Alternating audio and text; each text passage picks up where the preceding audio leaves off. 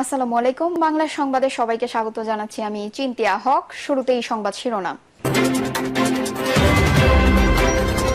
6 ছাত্র নেতার উপর ভারতীয় ভিসা নিষেধাজ্ঞার খবরটি ভুয়া বলছে ইন্ডিয়া টুডে। এদিকে ফের 3 দিনের রিমান্ডে গোলাপ। জানাবো এস আলম গাড়ি সরাতে সহায়তা, নেতাদের বিরুদ্ধে কঠোর ব্যবস্থা বিএনপির। জানিয়ে দেব আশুলিয়ায় গণহত্যা কি ঘটেছিল সেদিন।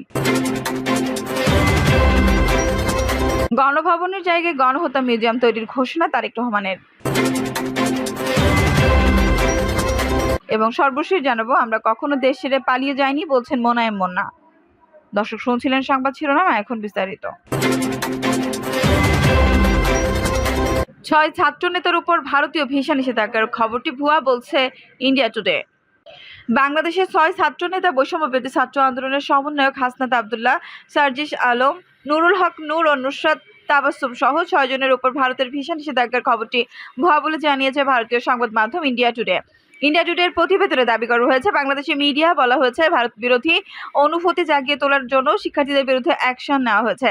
বাংলাদেশি মিডিয়ার একাংশের প্রতিবেদন দাবি করা হয়েছে যে ভারত 6 বাংলাদেশি ছাত্র নেতার উপর ভিসা নিষেধাজ্ঞা আরোপ করেছে।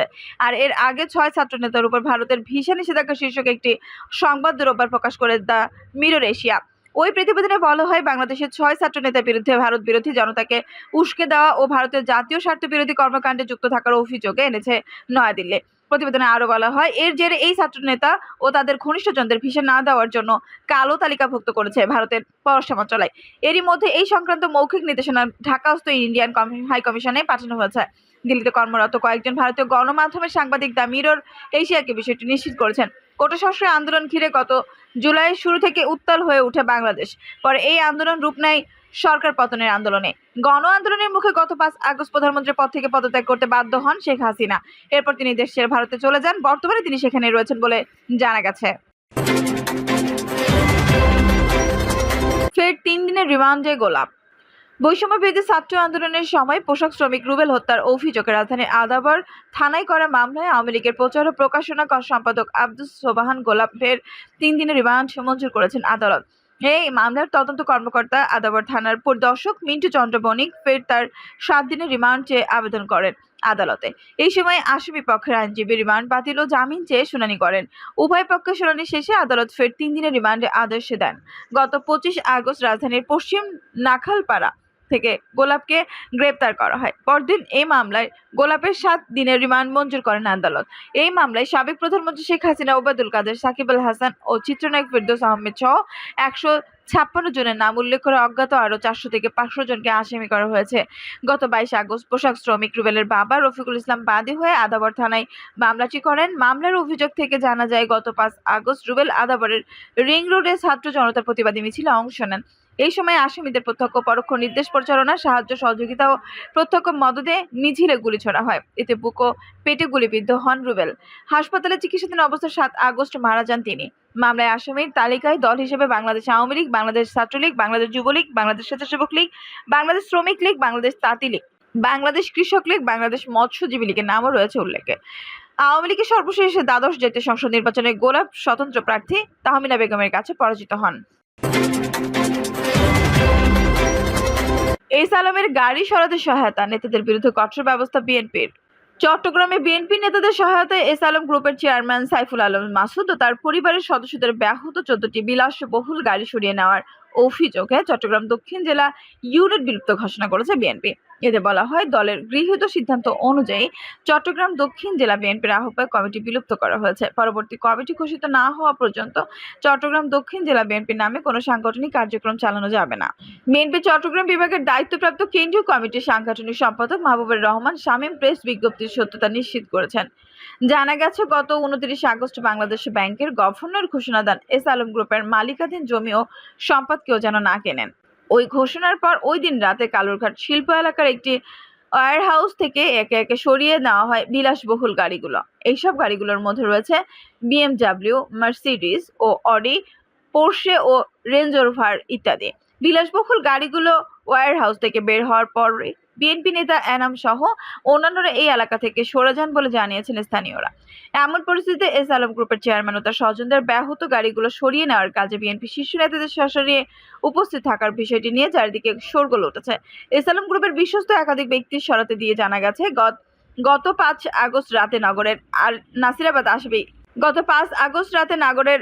নাসিরাবাদ আবাসিক এলাকা থেকে গাড়িগুলো সরিয়ে কর্ণফুলী উপজেলার মাইজার রেড গত 5 আগস্ট রাতে নগরের নাসিরাবাদ আবাসিক এলাকা থেকে গাড়িগুলো সরিয়ে কর্ণফুলী উপজেলার মাইজারটেক এলাকায় এস আলম গ্রুপের মালিকানাধীন একটি ওয়্যার হাউসে রাখা হয়। নিরাপত্তার স্বার্থে বৃহস্পতিবার রাতে দামি গাড়িগুলো ওয়্যার হাউস থেকে সরিয়ে অন্যত্র রাখার ব্যবস্থা করা হয়েছে। এ বিষয়ে চট্টগ্রাম দক্ষিণ জেলা বিএনপির যুগ্ম আহ্বায়ক এনামুল হক বলেন, সামাজিক যোগাযোগ মাধ্যমে ছড়িয়ে পড়া ভিডিও ও খবরের বলা হচ্ছে এস আলমের ওয়্যার হাউস থেকে বের করা হচ্ছে দামি গাড়ি, কিন্তু বাস্তবে আমি গিয়েছিলাম নগরীর কালুরঘাট শিল্প এলাকায় মীর গ্রুপের ওয়্যার হাউসে। তিনি আরো বলেন, মীর গ্রুপের চেয়ারম্যান আব্দুল সালাম এবং আমি মামাতো ফুফাতো ভাই সালাম ভাই আমাকে ফোন করে জানিয়েছেন বিএনপি কিছু ছেলে তার কাছে চাঁদা দাবি করেছে। তাই আমি বিএনপি নেতা সুফিয়ান ভাইকে সঙ্গে নিয়ে কালুরঘাট শিল্প এলাকায় মীর গ্রুপের মালিকানাধীন একটি ওয়্যার হাউসে যাই। সেখানেই গাড়িগুলো কাদের ছিল তা আমি জানি না। আত্মীয়তার কারণে সালাম ভাইকে সহযোগিতা করতে সেখানে গিয়েছিলাম। আশুলিয়ায় গণহত্যা কি ঘটেছিল সেদিন? পুলিশের ভেস্ট ও মাথায় হেলমেট পরা এক ব্যক্তি আরেকজনের সহায়তায় একটি ভ্যান একজন যুবকের মরদেহ তুলছিলেন, এমন একটি ভিডিও বাংলাদেশ সামাজিক যোগাযোগ মাধ্যমে ছড়িয়ে পড়েছে। সেই ভিডিওতে দেখা যায় আগে থেকে আরো কয়েকজনের মরদেহ ওই ভ্যানের উপরে ছিল, তার উপরে আরো মরদেহ স্তূপ করে রাখা হচ্ছে। 1 মিনিট 28 সেকেন্ডের এই ভিডিওটি গত 5 আগস্ট সাভারের আশুলিয়ায় ধারণ করা। বিবিসি বাংলার প্রতিবেদনে এই ভিডিও সম্পর্কে আর কি জানা যাচ্ছে? যেসব মৃতদের স্তূপ করে রাখা হয়েছিল তাদের পরিচয় সম্পর্কে কি জানা যাচ্ছে?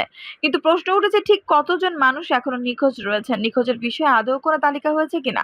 স্থানীয় সাংবাদিকরা জানান, 5 আগস্টের দিন আন্দোলনকারীরা থানার সামনে অবস্থান নেয়। তাদের ছত্রভঙ্গ করতে police tear shell, rubber bullet ও গুলি করে। সে সময় সেখানে উপস্থিত থাকা স্থানীয় একজন সাংবাদিক নাম প্রকাশ না করার শর্তে বলেন, এটা আশুলিয়ার থানার একদম পাশেই। পুলিশ যখন গুলি করে তখন বেশ কয়েকজন নিহত হয়, এখানে সেখানে লাশগুলো পড়ে থাকে। এই অংশটুকু আমার নিজের চোখে দেখা। তিনি জানান, এক পর্যায়ে আশেপাশে পড়ে থাকা 6 জনের মরদেহ পুলিশ একটা ভ্যানের মাধ্যমে ওঠায়, যেটার ভিডিও ভাইরাল হয়েছে। থানার সামনে দোতলা ভবনের জানালা দিয়ে একজন এই ভিডিও ধারণ করেন। তবে এই মরদেহগুলো কিভাবে পুলিশের গাড়িতে গেল সেটা জানা যায়নি বলে জানান এই সাংবাদিক।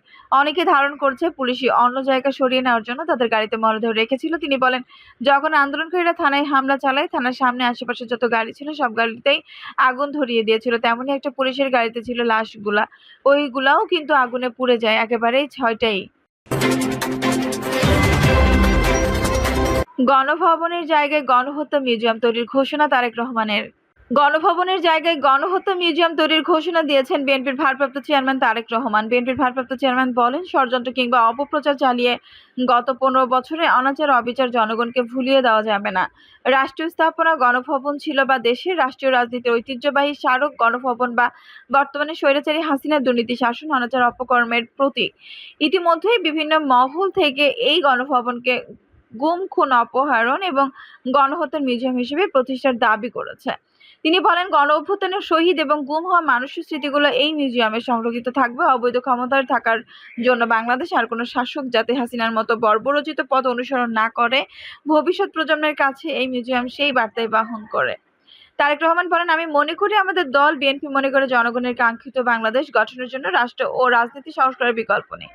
দীর্ঘমেয়াদী রাষ্ট্রীয় সংস্কার কার্যক্রমগুলো জনগণের প্রত্যক্ষ ভোটে নির্বাচিত সরকারের মাধ্যমে হলে সেটি বেশি কার্যকর বলেও জনগণ বিশ্বাস করে। গণতান্ত্রিক বিশ্ব একটি স্বীকৃত। তিনি বলেন, রাষ্ট্র, রাজনীতি, শিক্ষা, সংস্কৃতি, অর্থনীতি, জনপ্রশাসন, বিচার বিভাগ সব ক্ষেত্রে দেশকে এক নৈরাজ্যকর অবস্থায় রেখে হাসিনা পালিয়েছে। দেশকে ঋণ নির্ভর, আমদানি নির্ভর, পরনির্ভর রেখে হাসিনা পালিয়েছে। শুধু একজন হাসিনাই পালিয়ে যায়নি, তার বিনা ভোটের মন্ত্রিসভা, বিনা ভোটের সব এমপিদের তাদের নিয়োগ দেওয়া, বাইতুল মোকাররমের খতিব পর্যন্ত পালিয়েছে।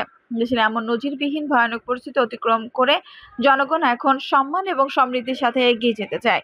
বিএনপির ভারপ্রাপ্ত চেয়ারম্যান বলেন, বিএনপি মনে করে রাষ্ট্র সংস্কারকে কার্যকর করতে হলে দেশের রাজনৈতিক দলগুলোর দৃষ্টিভঙ্গি এবং কার্যক্রমেও স্বচ্ছতা নিশ্চিত করার বিষয়টি উপেক্ষা করার সুযোগ নেই। সে লক্ষ্যে 2023 সালের জুলাই মাসে বিএনপি রাষ্ট্র সংস্কারের পাশাপাশি দলীয় রাজনৈতিক সংস্কার কর্মসূচি ঘোষণা করেছে। বিএনপি সকল মত পথের সমন্বয়ে বাংলাদেশের জাতীয়তাবাদের ভিত্তিতে একটি অন্তর্ভুক্তিমূলক, বৈষম্যহীন ও সম্প্রীতিমূলক সরকার প্রতিষ্ঠা, নির্বাচনকালীন দল নিরপেক্ষ তত্ত্বাবধায়ক সরকার ব্যবস্থা প্রবর্তন, রাষ্ট্রীয় ক্ষমতার ভারসাম্য প্রতিষ্ঠার লক্ষ্যে নির্বাহী বিভাগ, আইন বিভাগ ও বিচার বিভাগের ক্ষমতা, দায়িত্ব, কর্তব্যের সমন্বয় করা। পরপর 2 মেয়াদের বেশি কেউ প্রধানমন্ত্রীর দায়িত্ব পালন না করা। উচ্চকক্ষ বিশিষ্ট আইনসভা প্রবর্তন, সংবিধানের 70 অনুচ্ছেদ সংশোধন করার বিষয়ে পরীক্ষা নিরীক্ষা করা সহ রাষ্ট্র সংস্কারের জন্য 31 দফা রূপরেখা দিয়েছে। এসব তারেক রহমান তার দলের নেতাকর্মীদের বন্যায় ক্ষতিগ্রস্ত ব্যক্তিদের সহায়তা করা, প্রতিশোধ পরায়ণ না হওয়া, নিজের হাতে আইন তুলে না নেওয়া, কেউ যাতে হয়রানিমূলক মামলার শিকার না হন সেদিকে খেয়াল রাখার আহ্বান জানান। আমরা কখনো দেশ ছেড়ে পালিয়ে যাইনি, বলছেন মোনায়েম মুন্না। যুবদলের সভাপতি আব্দুল মোনায়েম মুন্না বলেছেন, জিয়া পরিবার কখনো অন্যায়ের সঙ্গে আপোষ করেনি, আমরা কখনো দেশ ছেড়ে পালিয়ে যাইনি। তিনি বলেন, ফ্যাসিবাদ স্বৈরাচার সরকার কিভাবে পালিয়ে গেছে, একই সঙ্গে তার লোকজন পালাতে গিয়ে কিভাবে মারা যায় ও ধরা খায়। আগামীতে বিএনপি জনগণের সমর্থন নিয়ে ক্ষমতায় আসবে, সেজন্য যুবদল এমন কোনো কাজ করবেন না যাতে করে বিএনপি ভাবমূর্তি ক্ষুণ্ণ হয়। মোনায়েম মুন্না বলেন, বর্তমানে আমরা একটি অন্তর্বর্তী সরকারের সময় পার করছি, তাই দলের ভারপ্রাপ্ত চেয়ারম্যান তারেক রহমান বিএনপি ও যুবদলকে একটি শক্তিশালী মাঠের দল হিসেবে গড়ে তুলতে চান। যুবদল সবসময় রাজনীতিতে একটি বড় ভূমিকা পালন করে। এই সময় তিনি সাংবাদিক অকাতর ফারুক শাহীনের উপর হামলা, ফটো সাংবাদিক শামীম আহমেদকে পুলিশ কর্তৃক নির্যাতনের নিন্দা ও প্রতিবাদ জানান। দর্শক, এই ছিল এখনকার সর্বশেষ সংবাদ। নিউজটি ভালো লাগলে অবশ্যই একটা লাইক দিন, কমেন্টে আপনার মূল্যবান মতামত জানান। সবসময় আমাদের পাশে থাকতে সাবস্ক্রাইব করে বেল বাটনটি অন করে রাখুন। ধন্যবাদ।